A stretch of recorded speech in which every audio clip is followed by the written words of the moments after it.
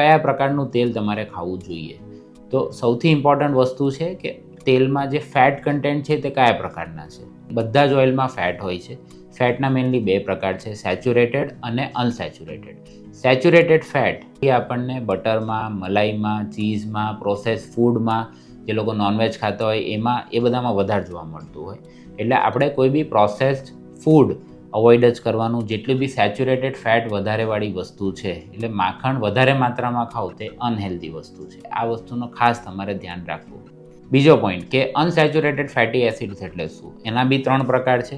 એક છે મૂફા એટલે મોનો અનસેચ્યુરેટેડ ફેટી એસિડ્સ. બીજું છે પૂફા. પૂફામાં 2 પ્રકારના છે. પૂફાનું ફૂલ ફોર્મ છે પોલી અનસેચ્યુરેટેડ ફેટી એસિડ્સ. એમાં ઓમેગા 3 અને ઓમેગા 6 આ તમે નામ સાંભળ્યા હશે. આ 2 પ્રકારના ફેટી એસિડ્સ હોય છે.